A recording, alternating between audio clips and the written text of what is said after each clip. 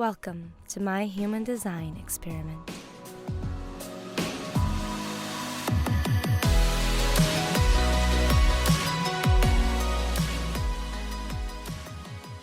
Hello, Sarah. Welcome to Mystical Mac. Welcome, listener. How are you? I'm good. Thanks so much for having me. Of course. I wanted to ask first of all, guys, let's take a deep breath in because I feel like I need to rein it in. So Sarah and we're going to take a deep breath. Please take a deep breath with us. On an inhale and let it go. We're going to do it a couple more times. Maybe this time put your hand on your heart. You could put your hand on your tummy, whichever feels good. You're going to breathe all this love in. And you're going to let out anything that doesn't serve you. This last one, make it the biggest that you've got. Inhale. Exhale. Okay. I love to be mystical, but we also love to be grounded. So Yeah. That felt very nice. Good. So this is Sarah. She is a medium. I'm so excited to have her on the show. She's the first person I've ever interviewed, and I feel that it's really fitting with the series that we just are talking about, which is who are you? And part of who we are is what we were before and what we're going to be after this life. And Sarah is an amazing person to talk about that with. So, Sarah, how did you hear about the show? What made you interested? Give us a little background before we start. Yeah, I saw your show and I actually just saw your talk on soul contracts, and I saw that you were into tarot and energy healing.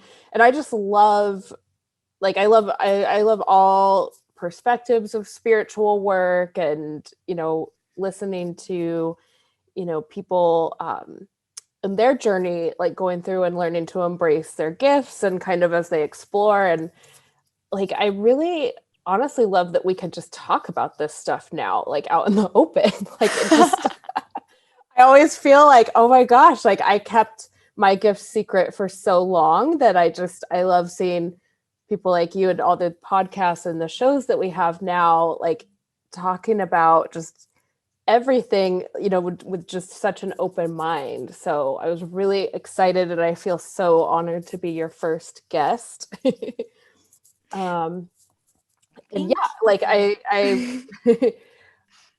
to what you were saying about what you're talking about, with life and death and why are we here and who are we? Like, I feel like most of my clients come in with that question. So, for those of you that don't know me, I'm a medium, which means I bring through people's loved ones from the afterlife. And I also bring through different guides and angels and do spiritual guidance and mentorship and all of that. But my main, thing is mediumship, and I have clients all around the world from all different religions and backgrounds. And so it's super fascinating.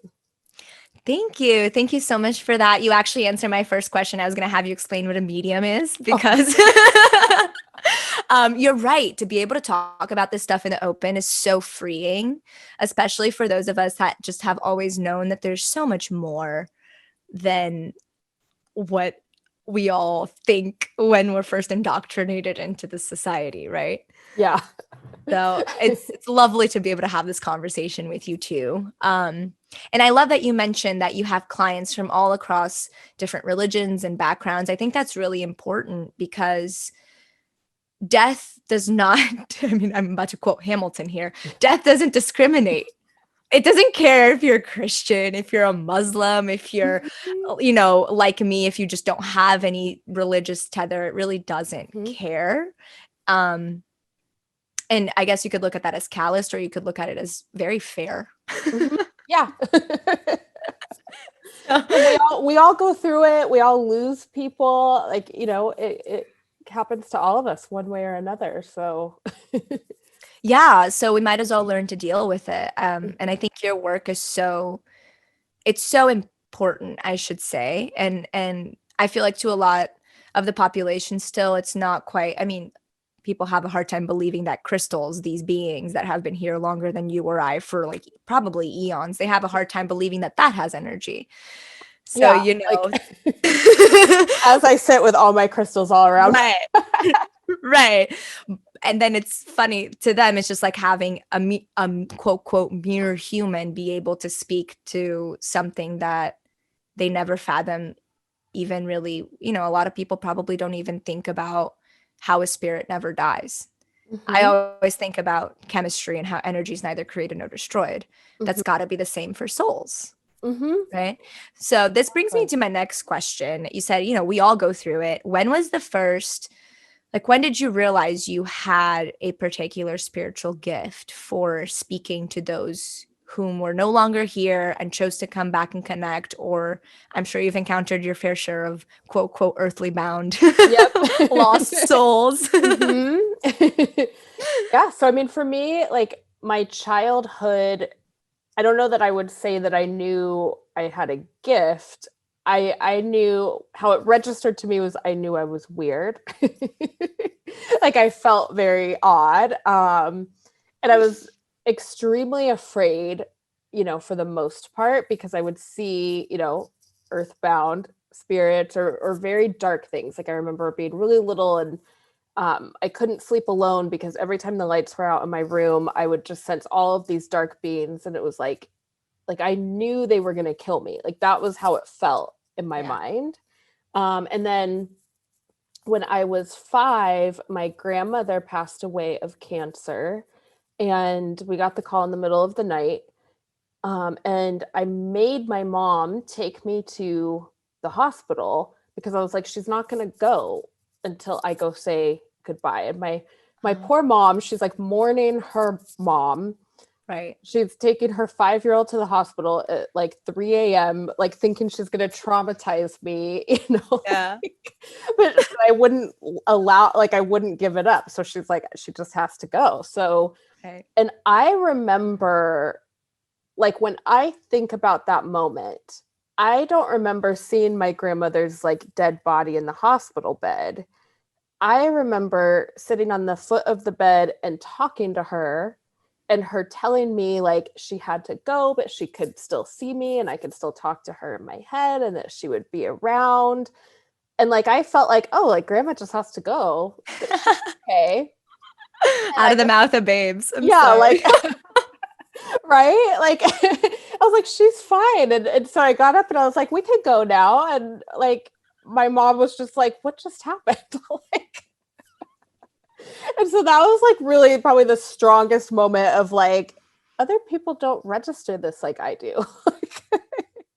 To be 5 years old. I mean, I laugh, you know, I'm sure a lot of people are like, why is this girl laughing right now? But I laugh because it's so, I mean, we really overcomplicate it.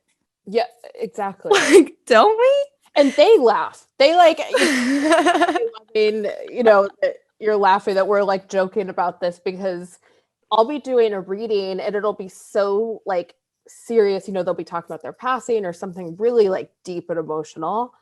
And then they'll like crack a joke and like I have to explain to my clients like This is normal. like normal, you know, like they have a really good sense of humor over there. Like, It's because they're not here. exactly. Like they're out of their mind and their ego. Like they're like, lighten up, everyone. Like, It's just death. yeah, like, We're eternal. What is your deal? yeah, they're like, we're fine. We're better than you. Wow, what an interesting experience. So at that point, did your family start to sort of like realize that there was something there? Or, and this segues really well to my next question, is like, how did you hone those gifts? Because like once you realize, you know, once it went beyond like, okay, I'm not just strange. And first of all, just to validate your inner child, I don't necessarily have that in tune of a connection, but I was so afraid of the dark when I was little. Mm-hmm. So afraid, you know, and there was a lot of my clairvoyance that I shut away, but I do believe that a lot of it was that feeling of not being alone in a dark Mm-hmm. room. And for a child, when the second your parent turns on the light and you're like, what happened? Like they were all here. Yeah, you're like, you don't understand. It's Like like a they were crazy right. making feeling. Yeah. Yeah. Because it feels so real. Mhm. Like you 'Cause it know that is. it's real, but then the light goes on and it's, and your parents are there and they go away and it's confusing. Very confusing. So, how did your, like, did your parents, did your family, like, kind of take to that idea, or was it just an occurrence? Did it take you a while to figure out, like, oh, I'm not just weird, this is actually something? And once you figure that out, like, how did you set on a journey to attune those gifts? Because we're handed raw materials, but it's still up to us to, you wouldn't have Yep. clients today if you hadn't done some sort of work to help yourself get to where you are. Oh, yeah, 100%. It so my parents, my mom was very spiritual, so like, I grew up, we always had animals, we talked about fairies, we had fairy trees in the yard, like that was all Yes. very normal. I lived in Arizona for a long time, and we would go to Sedona, and I'd like sit in the vortexes and be like, I have to talk to God now, like at like age 7, like, Yes. and like I knew to burn sage, like all this stuff, like all as a kid. So I don't think they really knew, like, oh, she's a medium, but they knew that, like, I had an old soul, and so luckily, like, they kind of, instilled those foundations in me. And then even going into high school, I kind of shut off my clairvoyant abilities a lot. And then I dove into drugs and alcohol, like pretty heavy, just to try to feel somewhat normal and kind of try to be human. Like Yeah. it felt so foreign to me to be human. So Right. I hear a lot of, kids especially, will say that with me. I'm like, I totally get it. Like Yeah. it is weird. And so then when I was 18, I was told by a medium slash astrologer that I went to just for life guidance, like everyone else, that I was a medium. And she kind of gave me the talk of like, you can choose to, develop these to really help people, or at least manage them so that you don't feel anxious and have to numb out, all the Yeah. time. So me being kind of the, like, I'm a big, like, I'm a Gemini, so I'm a leaper. I dive right in. Oh, Me too. Okay, go on. so of course we're here talking about this. Like, um, but yeah, so I just dove right in. I was like, well, I don't need to develop anything. I'm just gonna dive right in and like learn by doing. And I totally freaked myself out. I dove right into like trying to solve murders. It's not Oh a my smart idea. Like, I god. don't recommend it. Talk about trauma. Yeah, like I was like, nope, never mind. So I just, I put the wall back up, and I was like, I'm not going to do this. And so fast forward a few years, in my mid-20s, I moved to San Diego, started teaching yoga. And through teaching yoga, this is why, like, I love that you're into energy healing and all of that, because that really is what allowed me to start doing readings, because I was teaching yoga, and then I started noticing energy healing abilities, and I would kind of like negotiate. I'm like, okay, cool. So I'll do energy healing, but I'm not going to like bring through people's loved ones. Yeah. That, maybe held for a few months, and then I quit drinking and all my abilities came back like 10 times stronger. And people's loved ones started coming through during their healing sessions. And that was really it. I started to learn, like, oh, this isn't scary as long as I'm grounded. So like, I like that you talk about that, because it's like, as long as I'm grounded and safe about it, like, it's not that traumatizing. Yeah. And so that just, my business like really just grew. Like, people started referring me, and like, I just, and the more I practiced and the more I took care of, when you asked about like developing my gifts, it was really practice. And then, like daily meditation, eating cleaner. For me, it was sobriety, not clogging up that channel anymore, was really the biggest game changer, I think. I love that you're speaking to that, because I mean, even for the average person who just wants to be more in tune with their life's purpose, that's huge. You know, like, look, I know this is unconventional, but I am all for like a little, you know, unconventional substance for a good time once or twice a year. But the degree to which people have alcohol, just like that, I mean, it's the journey of my life to get us to realize that it's so much, you know, if we're going to compare health benefits or not here, it's a lot healthier for your friend to go, you know, eat an edible than say to go get drunk on the weekend. If they're going to choose to do one or the other, you know? Yeah. And so I love that you're speaking to that, because a lot of the time, and this is like what this whole work is about, is getting out of your own way with the stuff that has been getting in your own way because you were conditioned into it. Yeah, and like we're taught that substances are a solution, whether it's to stress or to feeling too much, like empaths, or to people who see dead people like me, Right. you know, or any other, you know, issue. Right. But we're not taught like actual solutions.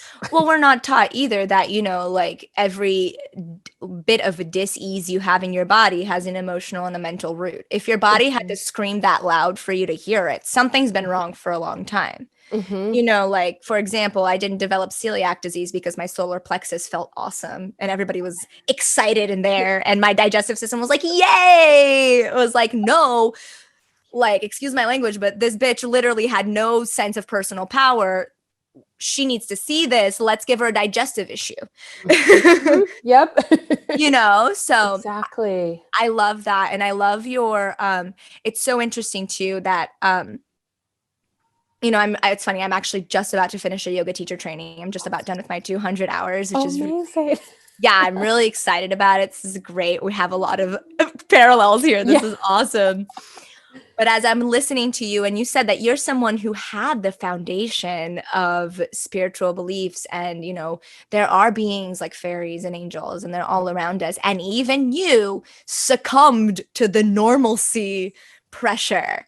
Yes. You know, I think it's so, I think it's really easy, you know, for people like me who necessarily, like, my parents were never like, no, magic's not real. But it's like, if I was like, mommy, I saw a fairy, she'd be like, cool. Yeah.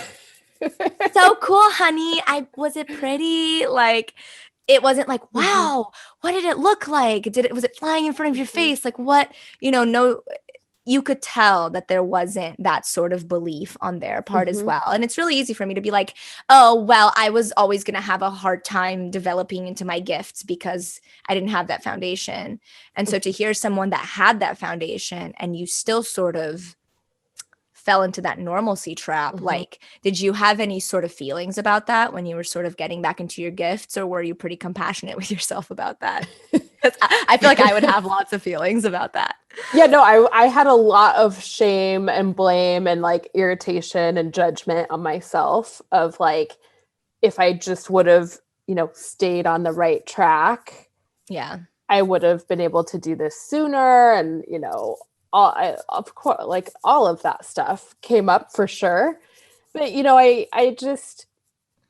finally made my peace with myself of like, but at least I'm coming into it now. And, you know, luckily I had my parents, and like when I started telling them what was happening, you know, they were very, you know, they're like my biggest fans. Like they comment on all my posts, you know, about readings. They love hearing my client stories. Like, you know, so I just feel lucky to have family that supports me now. Cause I know some people who, you know, are my age or older who don't have their family's support or understanding. And I think that would be difficult, you know, to say the least. Yeah. Do you have any family members that have already passed beyond your grandma that sort of acted as guides for you through that process, or you're coming into, or have you met any of your spirit guides that were really prominent in that journey for you? I just would love to know about some of the cosmic and angelic help that you had, because I feel like, I mean, it's hard for us to ask physical help too. I know it's hard for me, but it's even harder sometimes to realize that I can always just sit down on the floor and pray to my spirit guides and be like, help a sister out. Yep. You know? Like what I tell people all day, I'm like, just like give them, like invite them in, like Right. every They want day. consent. They want consent. Yes, Yes. yes, it's important Yes. because we do So, have free will. So and yes, so that's a huge, I would love to know a little bit more about your experience with your spirit guides, since you're able to see them so clearly. You know, a lot of us don't really have that luxury. We see them in our mind's eye and we know who they are, but it takes going to somebody like you to be like, tell me what this actually is, yeah, you know? exactly. Because, and I think too, like even I will question myself sometimes, like, am I really seeing these like beings right now? Like, like, am I hallucinating? Like, so I feel like I always relate to my clients because I'm like, if I can think that about myself and I do this for a living, like, of course you're gonna like wonder, but, um, so my most, powerful experience with an angel was with Archangel Michael. Love him. Okay. He's like he's like my main guy over there. And so I had just moved out. I was actually still in Arizona, so this was like pre-accepting really my gifts. And where I was living, like in our neighborhood, there were like multiple like serial killers like out, and like a rapist on the loose. Like I don't know why this was happening at this particular time, but like the news, there was like 3 sets of rapists and murders like on the loose, like in my area. And I didn't even live in like that bad of an area. Like, Yeah. so I was terrified. Like, and I was still kind of traumatized from like trying to like solve murders. So Right. I worked the night shift at Starbucks, so I'd get home at like midnight, and I started to not be able to sleep at all. And it was like, gosh, I want to say like 2 weeks of like barely any sleep. And I just started praying because I didn't know what to do. And I was just like petrified 24/7. And all of a sudden, this huge man, like probably like 15 feet tall, just like showed up in my room with these huge wings and like the sword, and but he felt so, like, he looked very warrior-ish, like how we all describe Archangel Michael, but he felt so loving. Like it didn't scare me for a single second because the Yeah. unconditional love was just so overwhelming. Yeah. And he just laid next to me, and I fell asleep in like a minute. I was just out. And after that, I slept every single night, and I knew that he was there keeping me safe, and I was totally, fine. And so for when I started, kind of coming into my gifts later, I would call on him before every session and say, Archangel Michael, like, please protect me during this session, please make sure that only good spirits come through, that it's in my client's highest and best good, and all of that. And so he really is like my main guide that I run everything by, that kind of, enables me to do this work.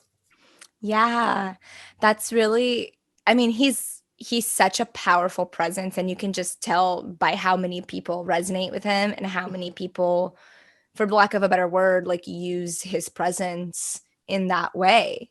You Mm-hmm. know, for the listener here who doesn't know, Archangel Michael is one of the main angelic figures that, yes, like Christianity looks to as well, but his presence is so much greater than that, and it goes so far beyond that. I'm Mm-hmm. sure you could say Yeah. that from every time Yes. you've worked with him. And I mean, I've asked for him to just like hold me in his wings when I Mm-hmm. felt really, really sad or Yeah. really, really weak. And he really will champion just Mm-hmm. anyone. Like, he's Mm-hmm. such a big, big presence. And I love that I'm just like taking in that experience. I love that I can imagine him just you probably were just like a beacon of light for him, and he was like, I need to go to this Yeah. person right now, she needs me. And I love that he literally opened up your world for you, because after that you were able to find safety in what I feel is can be really unsafe ground. I mean, Mhm. I know for a fact I shut away a lot of my, shamanic spiritual gifts that I'm still sort of learning to uncover today because of that factor of it is a scary thing to perceive when you don't know what you're perceiving, and when you don't know shit, for lack of a Mhm. better word. Like, Yeah, like if you go into it just open, like I always tell everyone, I'm like, don't do that.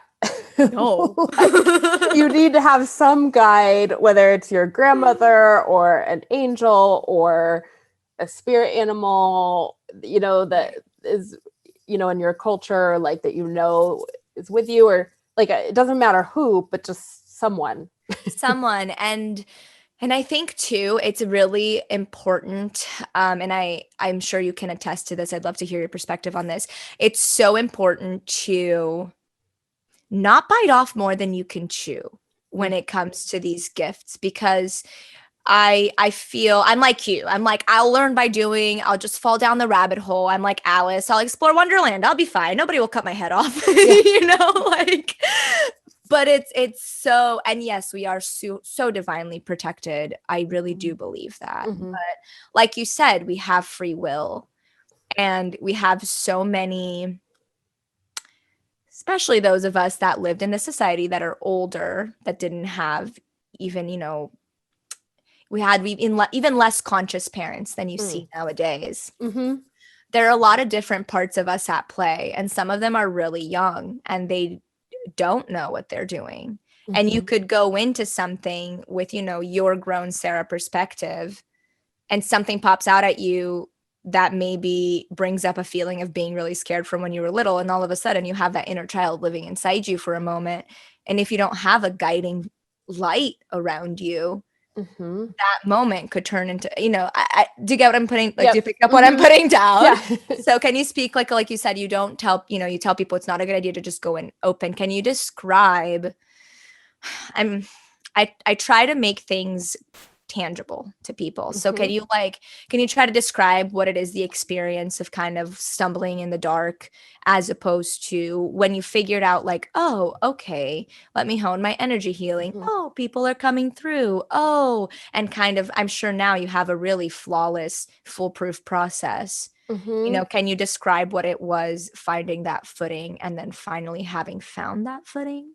Yes. So it was very clear in the beginning, like, okay, Archangel Michael, only spirits that are aligned with, the light, with God. I use those words Yeah. interchangeably personally, but, um, and that really started to train me how, when our loved ones pass away and cross over, Yeah. they come through, they have a very high vibration. So Mm-hmm. like my heart, like for the first couple of years of doing this, like my pulse would be racing for the Mm-hmm. first at least like 5-10 minutes. Like Wow. I would be like shallow breath, like because my whole body would have to like Rise. rise up to that frequency to be able to bring them through. Yeah. But they felt very loving. All the messages, even if it's a warning, it's very loving and supportive. It's never fear based. Mm-hmm. So now when I go and like do a house clearing, let's say, and there's some really negative, entities or negative spirits in there, Mm-hmm. they're very low. Yeah. Like I'll almost start to feel like I have low blood pressure. Like I'll get dizzy. Like they really I'll feel like depressed. Mm-hmm. um they feel, but they prey on people when they're vulnerable, and they like to kind of manipulate you, or whoever, to make, like, they like to make people think that you can't get rid of them. They create a So parasitic relationship. mm-hmm, yeah. Yeah. So I would like explain to my clients, like, no, you just have to be really assertive, but Yeah. eventually they have to listen to you. Yeah. And that's what it's really like you said, like we all have the consent to give or take away. Mm-hmm. And, we just have to really be in our power about that. Mm-hmm. If you think of it like being at like a party, let's say, and there's a million people coming to talk to you, and you've never met anyone there, like on one hand, like you need to use your instincts of like, who do you feel comfortable with? Like who creeps you out? Right. And Yes. that's usually, you can trust that, that's really built in. And so it's the same in the spiritual world. And then you also might be somebody where you're like, hey, I'm really only interested in having a conversation with people who are aligned with like, kindness and treating people with respect and, Yeah. X, Y, or Z. And, if you like to go kill people, I don't really want to hang out with you. I mean, I'm being dramatic, but, it's kind No, of like yeah. that Yeah. discernment you want to have. And so it's definitely better to go slow and to work with, your spirit guides, or like I always call them like a spirit team, Yeah. Oh, yeah. to check and to have that standard of like what you're available to connect with spiritually. Yeah. Okay. So let me get this straight. So basically, finding your footing just sort of feels like honing those instincts. Mm-hmm. Yeah, it's like And honing those instincts and creating a really clear standard for yourself. So if you have a religion, or like, or if you're like spiritual, but you're like, maybe you do fall into kind of like spiritual Christianity, right? Like you could say mhm, God, or sure. something that's aligned with Jesus. Or Right. you could pick Mother Mary, you could pick the goddess Yeah. Isis, you could pick Right. whoever it is that you trust. But if you can pick like an energy, because all those beings have an energy Yeah. where you're As a like, you're baseline. aligned with this, so Got that it. you're taking charge. So it feels very powerful, because it feels like, rather than being victim to whoever's going to come to you, You're a you're beacon saying, for what you mm-hmm, want. yep. Love that. Okay, so I love that. It's more than just getting a big spiritual energy on your team. It's not that they're already not on your team, because Yep. Yeah. they all are, but it's about it goes beyond that, where it's not just like, hey, protect me. It's like, hey, stand side by side with me as I do this. Mm-hmm. Oh, that's beautiful. I love that. Yeah. That's really great. Yeah. As a tarot reader, like I don't have any. It's the goddess Isis has been coming up. This Mm. combo practitioner that I worked with, that I follow, just posted about the goddess Isis. Oh, So that's wow. really interesting. You Oh, that's mentioned funny. her. Yeah. You're like, just like came, I'm like, oh, or that. Like, Wow. And I was gonna say Jesus is a homie, so he's yeah. always Yeah. I mean, he's all, he's like, always a good option. yeah. But like, when I do tarot readings or just anything really, I don't think I've found like my person yet that's like Mm-hmm. that.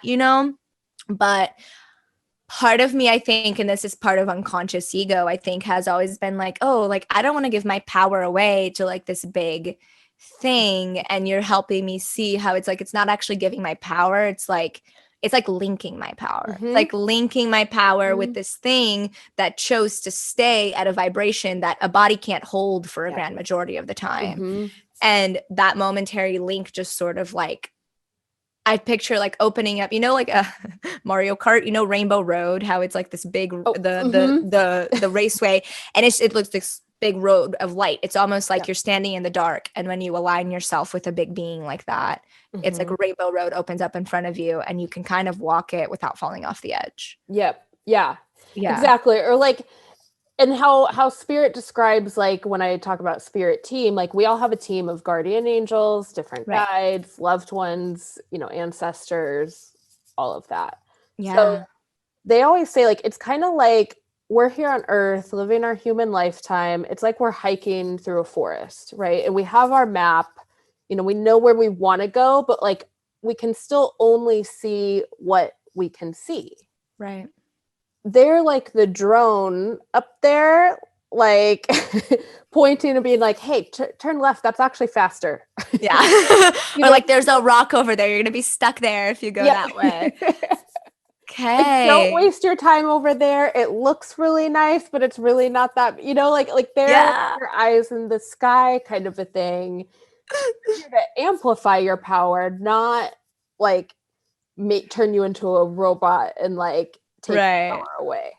Right. Because at the end of the day, if they wanted to guide the ship, they would have jumped into a meat suit. Exactly. Yeah, Because they have that exactly. ability too, Yeah. right? Like, I know that like the consciousness of Jesus is far too big to encompass just one human body, but like Christ consciousness is so huge in today's society that like you know that at least a couple 100,000 souls were infused with that consciousness to live here. You know, and there's still ample consciousness for him to go to whoever, sure. But you get what I'm saying, right?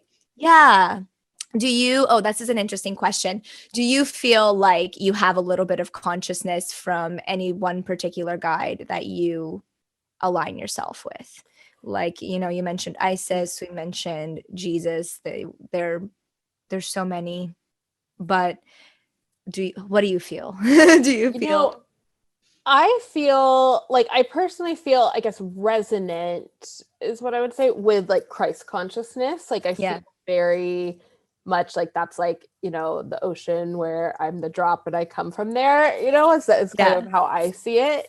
And like you said, like I feel like Christ consciousness is really like waking up. Like I feel like all of us, like we are kind of the second coming, if you will, you know, in just even in like conversations that we're having globally about, you know, I mean, in all different areas of consent and equality and kindness and what's fair and what's not, and like all, you know, that's everything that's so messy right now.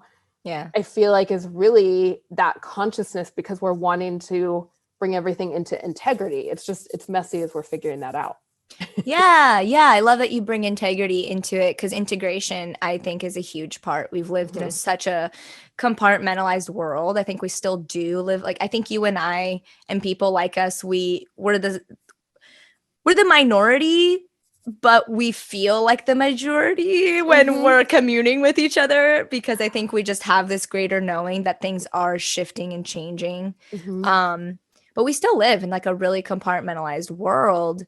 And so integration, like that's where we're really headed, you know?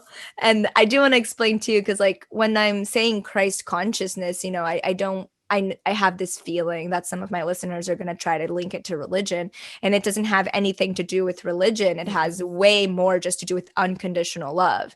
Like at the end of the day, like Luciferian consciousness is just this mentality of I have to serve myself because if I don't serve myself, nobody will. Whereas you have Christ consciousness, which is this mentality of if I serve the whole, I will ultimately be cared for. And of course, there's a boundary of like, don't serve the whole at your own detriment.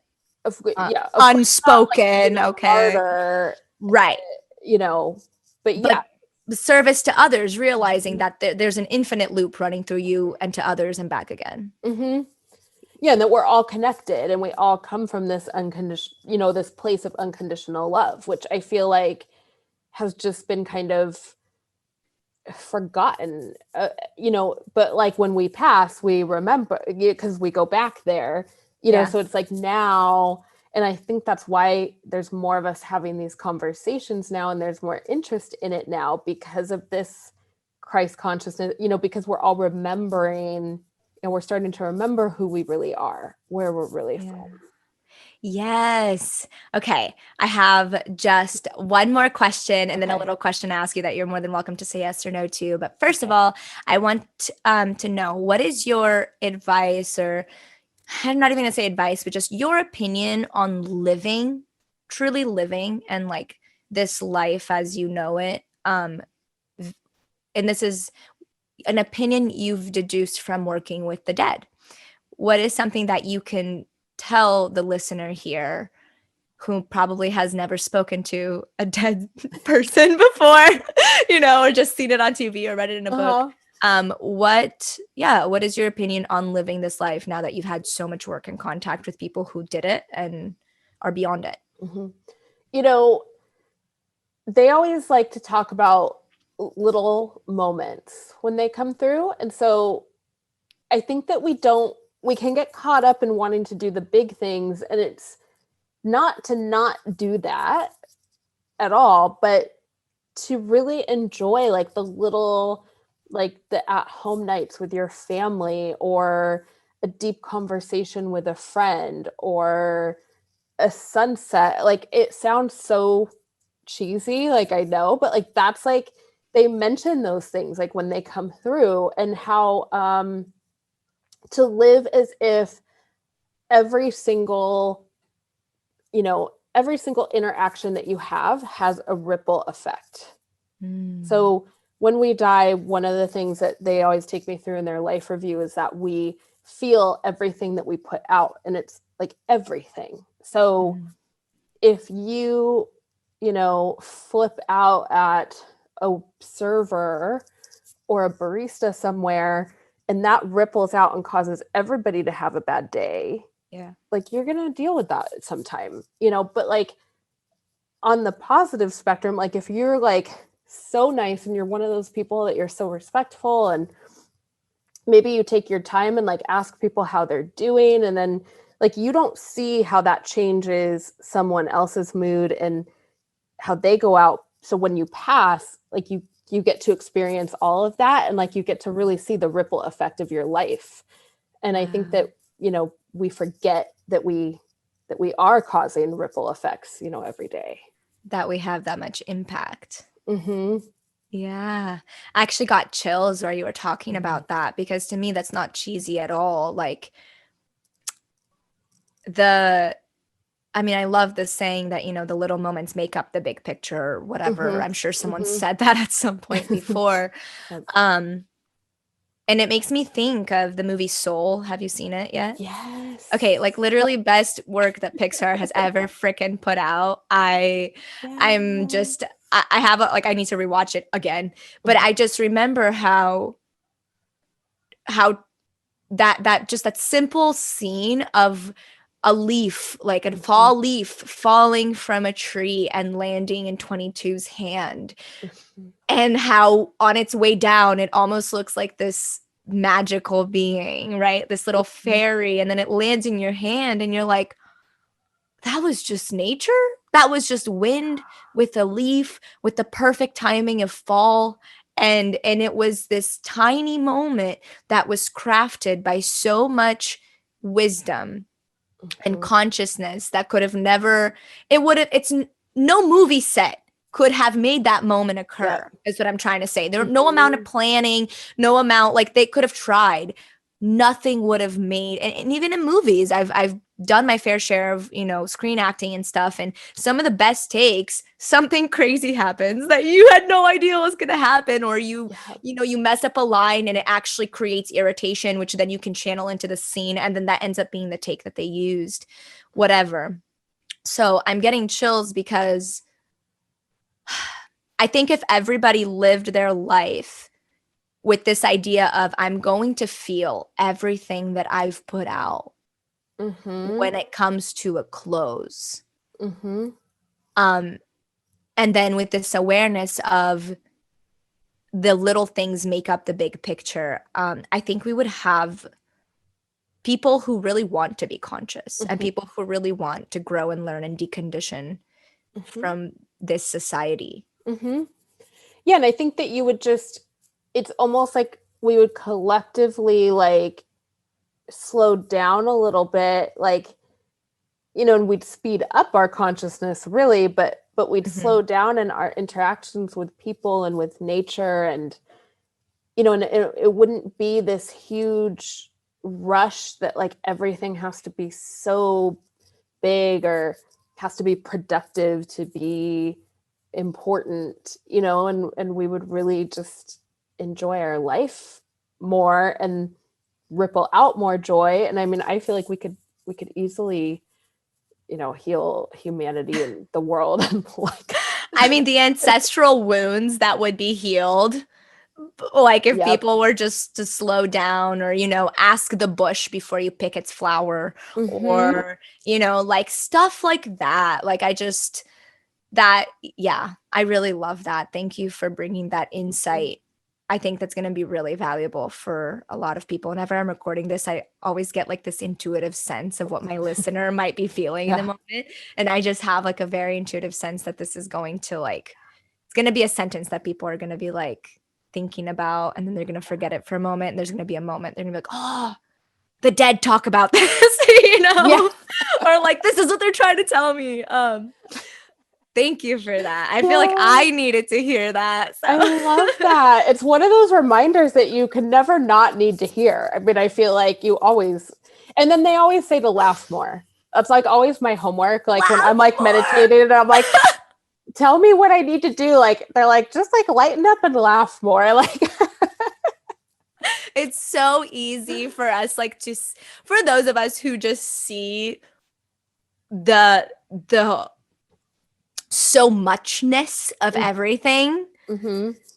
You know, like I know I can be like a real heavy-hearted bitch sometimes where I just cannot get out of my own weight, you know, and then it's like interesting because then something stupid will happen or you'll trip and fall and it'll make you laugh and you're just like, oh wow, it was really that easy. Yeah, like you're like, don't take this so seriously. Like it's really okay. Like my favorite example is like with children, you know, like I take care of a couple little girls and one of them is 18 months and she's right at that age where everything is no, because that's where she's at, right? Mm-hmm. Like you want to go outside, but you don't want to put on pants and you don't want to put on your shoes and you're not going to do it for a while. And that's fine. Like you don't want me to wipe your face now. And I'll be like, you want to have a blackberry on your face? She's like, yeah. I'm like, okay. You know, like all right, whatever. Right. But I find myself like, you know, she's a baby. So I can't just be like, well, I have to wipe your face and watch her, you know, struggle and scream and go no. And that's traumatic. And so I have to find a way to get my head out of, you know, the seriousness of she needs to have a clean face. Otherwise she's going to break out with this, whatever. And I just go and I just think to myself and I just have to be like, you just want to have a dirty face, don't you? And she'll just start laughing. And I'm like, what if wipe duck comes for your face? You know, and I start to like quack with my hand with the wipe. And before I know it, like her face is clean. And all it took was a little bit of laughter and a little bit of like not explaining to her why her face needs to be clean or any of that, but just like, look, you can get what you want and I can get what I want. You didn't want to do this because you thought it was going to be a really uncomfortable experience and it ended up not being so. But I think it takes, sometimes it takes conscious effort to create that levity for ourselves. Oh yeah. You know, for sure. Because I think if we do it unconsciously, we can like escape or, you know, it can come off like laughing at someone versus with them. But right. Yeah, they're like, if we all just could lighten up consciously, like we could get so much more done. Like yes, I love that. My last little question, I didn't ask you this prior because it didn't occur to me. But I thought that if you would be willing to, it'd be a fun time. Nothing serious, all lighthearted here. I don't know, since you looked me up and stuff, is there anything that you would want to tell me that doesn't feel like, I don't need you to go into reading mode or anything like that. I know that you've probably been doing this long enough that if you see a person and you see their content, you probably pick up on stuff. And if you're willing, I know I'm throwing this at you. If you don't want to use me as an example, feel free to use any sort of thing that comes to mind. But is there like something that you can tell me that that, you know, a medium such as yourself would tell me? This isn't something that I would just hear from somebody on the street that just met me and my goal with asking you this is for those of you out there that are listening that don't really know what an energy reading looks like or have never spoken to someone that has these outer perspectives. How would that information kind of look like sometimes, you know, like, so that's kind of what I'm asking for is like, you can use me as an example. Yeah, no need to go full out or anything, but I'm open. You have my consent to tell me what you need to tell me. And if any of my guides want to whisper in your ear, they're more than welcome to. Okay. Perfect. Yeah. Because I don't like to, you know, in the beginning, I would read people without consent because I thought everybody would think it was so amazing to hear. They don't. Newsflash. Yeah, so now I tell Spirit, I'm like, if you want them to hear this, you have to get them to come to me or have it work out, because I'm And not. that just takes off a burden off of you, because like, Yeah, like I'm not gonna go intrude on everybody. I'm like, don't. right. You know what was funny is right when we were getting on the call, like I was feeling a little like almost a little medicine woman type figure, and like she, because she almost feels like a great grandma. Like I feel like she actually, versus just being a guide, like I feel like she was alive, you know, Okay. and Yeah. is deceased now. And it's like how she was showing me was that your family, like it feels like there's gifts that run in your family that they really like just shut out. And so you starting to embrace your gifts is unlocking them for your whole family. Wow. And she was saying, and I don't know if you, I know on your thing it said that you do some energy healing. I don't know like what type of healing you do. I've done Reiki. That I've like been officially attuned in Okay. Reiki, but I've always been told that I have like healing hands. I Okay. seeked out Reiki so that I wouldn't heal people with my energy and I wouldn't invoke my energy. And Yeah. So Like to learn how to just like be a channel. vessel. Yeah. I feel like you might want to practice looking at people's energy grids and see if you can see, and Isis might be coming through with you to help you with this, because I feel like you're going to start helping people adjust their energy grid and their energy field, like to be able to tune them toward, you know, to things like their life purpose or health or, you know, creativity or family, you know, whatever. Yeah. Wow. Can you explain to me what an energy grid is? Is it like an aura? Is it something that I can look at on a piece of paper, It's or kind of like if you think of, if you like Metatron's cube, you yes. know? Okay. Because that's a good example. Because so if you think of like a person like standing in the center, that's kind of like we all have in our field like different sacred geometry. Okay. And it's almost like how I see it, it's like every angle is like a frequency. Love So that. sometimes we might be like tuned to like pain or like we might get stuck in a lesson sometimes and need to like shift that Yeah. to move forward to another frequency. Interesting. Okay, that's really cool. I never I mean I love mandalas and sacred geometry, all about that stuff. I never thought of people actually having that. I'm aware of auras and all of that, but I Yeah. guess I always just pictured circles around people as Yeah. opposed to lines and angles, you know? So cool. Okay, thank you. I Thank you, know it's very little random, but I would say grand like maybe grandma medicine like, woman. Thank you. Does she have any advice as to how I can start to do that, or is it more one of those things of like, girl, you just got to believe, close your eyes and see what happens? Like, yeah, I feel like with your intention, if you're like focused in on somebody and you just close your eyes and are like, show me their energetic grid or show me, you know, their energy grid, energy field, or what I need to adjust here, I feel like you'll start to see things and like feel what you're doing, you know, and like it'll start to just kind of activate within you. She's also saying like to, I almost feel like there's something for you in where your family is from in Brazil, like, or looking up like the history of this medicine people or the indigenous people who used to live in that okay. particular area, Okay. and maybe like some of their traditions and like see if any of that resonates with you at all. Okay. Because it's interesting. I feel like you're such a, and I think I resonate with you on this. It's like Catholic history and indigenous history Yeah. like intersect in you. Yeah. Yeah. Like I feel like there's something there with like working with guides like Archangel Michael and things who while they aren't like really, they don't feel limited by religion, but like humans experience them through religion, but Mm-hmm.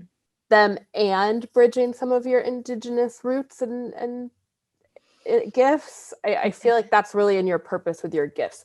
And then I also feel like you're going to be on TV a lot more, but they're like your TV it's not going to be like what you think it's going to be. So like, Okay. because I feel like it's going to kind of go in line with like spirituality or helping people.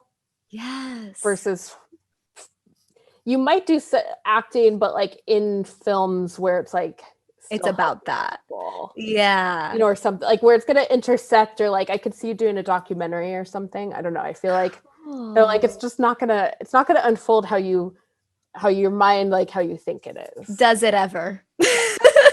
I'm like, well, when does that ever happen? When does life happens when you're making other plans? Wow, thank you so much for that information. I'll give you my little side of it, because I always think of a reading as like it's half you, half me. Mm-hmm. Right? Like one of my favorite parts of giving readings is when they tell me how the information aligns a little bit, because it always does. Mm-hmm. And as you're telling me, I just can't help but feel that in my soul. I've always felt like, ever since I discovered shamanic medicine and how shamans see the world and the snakes and, just the way that they are guided by nature to see nature for what it truly is, mm-hmm. in all of its symbology. I've always been like really attached to that, but there is something in me that like very much like you resonates with, Christ consciousness. And I'm named after Santa Clara, Maria Clara, named after Santa Clara. And in spite of seeing how organized religion isn't my jam, I grew up with my grandma, who is the most how can I say, healthily religious person that I know, because like she's Catholic and she's Catholic for herself. Mm-hmm. And when she tells you, oh my gosh, I'll pray for you, it's not, I'll pray for you because you're damned because you don't choose my religion, right? It's, I'll pray for you. Like, no, man, my angels are on your side. Mm-hmm. I'm on your side. Oh, you don't go to my church. You don't even believe my church. That's fine. Like, I believe in my church, and that's on your side if you choose to have it on your side, and I'm feeling a lot of ease in knowing that those things can align. And I'm feeling a lot of gratitude in that, my being open to the stuff that made living really hard. Yeah. Still sometimes makes living really hard.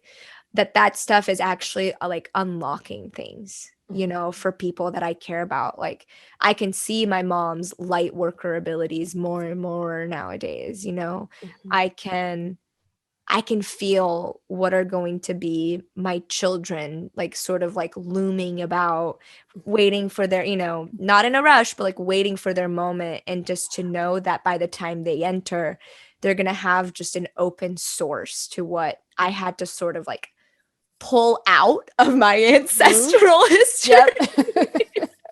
It's like I'm still pulling it out of a hat right now. Yeah. So wow, thank you so much. And I've always felt like a little bit of a medicine woman. I've always sort of like been, the healing hands thing has always been huge. And thank you for making sacred geometry make sense, because it's never made sense to me why I'm so fascinated by sacred geometry. It really hasn't, because I'm like, Mac, you don't like math. Like that is not where your brain is.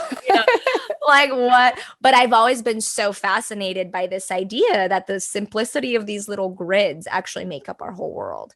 Mm-hmm. And to know that we can actually like change them and align them. Like, thank you for empowering me with that knowledge. Yeah, of course.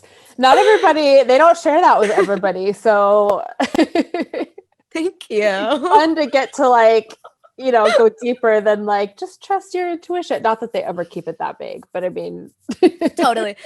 I was telling my boyfriend because I should call him, he's my twin flame actually, like for sure. Like it's insane. yeah. But he a long time ago had an energy reading where this woman basically like predicted the energetic pattern that I would be.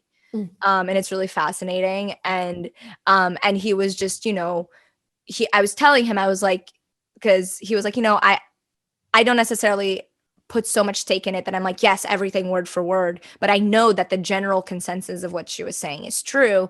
And I was telling him, I was like, babe, like readers and guides, and we only give detailed information because people need it to like hang on to the big picture. Mm-hmm. Yeah. So it's like, yeah, if you had told me like this medicine woman just says follow your healing hands, like follow your clairvoyance, like it all would have felt beautiful and made sense to me. But this idea of, oh, by the way, your sacred geometry obsession has a thing about it, like it's like it makes me hang on to the rest of it. So yeah, and that's like I feel like in readings, like when people come through, like they'll give their personality or how they died or things like that, not because they want to sit there and talk about it, but because if they are going to follow up with any advice, like the client needs to know that it's them to have the power to be able to hang on to it, so yeah, that's like the whole point, I think, of validation like that, yeah. so do open up, and our minds aren't just like, well, anybody could, say that. Right. Yeah. And I mean, we do have to work through a lot of skepticism in today's world. I think doing the work that we do, even when people are so open and stuff, you always have to be aware that there's always a dose of skepticism. Yeah, that's always gonna, sure. It's like I tell people, like being a healthy skeptic is fine. Like that's good, Yeah. As long as it doesn't keep you from shutting out information that's pertinent to you. Exactly. Like you don't want people that are balance. You don't want people that are just going to swallow everything you say, because at the end of the day, that's not healthy. There are frauds. And so I'm like, like you want to like have some discernment. Right. And then find the balance of like what discernment, like, or what do you need to do to feel safe to trust? Like, yeah, I have a lot of clients who will book sessions with like fake names, but then they can show up and they can be totally open and have like a fantastic session because they know that I had no way to Google them, or whatever. Right. So I always tell people, I'm like, do little things like that so that you can like feel open. Yeah. And that just shows like, actually, this is a really amazing point to start closing our conversation on. It just shows you that energy doesn't need the crap we need in order to be true and real and authentic. And that's a prime example. I never thought in my life to do a reading under a fake name. But now that I think, because I'm me and I'm like, whatever, like, you know who I am. Like, I trust you. I came to you. My angels guided me to you. So here I am. But like, if that is what you need, you listener, if that is what you need to feel comfortable, or, you're doing a tarot reading with me and you don't want to put your camera on and that's what makes you feel comfortable, or whatever it is, do it because it's worth it if the energy is going to come through to you. And it's only going to if you're like super open. Exactly. And that makes the reading better. Actually. Yeah. Too, like or it makes it easier on my system. I would tell people, like, I'd rather not know your name, not be able to see you, not have any of that. Like, it's actually easier for me to do my job if you're open than if you're like, nope. Right, because that consent thing, like no matter how much and that's the fragmentation inside us, right? Like no matter how much one part of you is like, yes, I'm down, let's do this. If you're going against even a very small part of you, that part of you can really hijack the entire thing and create a lot of resistance. Yeah. Amazing. Sarah, thank you. I love to keep us on an ending note. And I always say, stay mystical, stay grounded.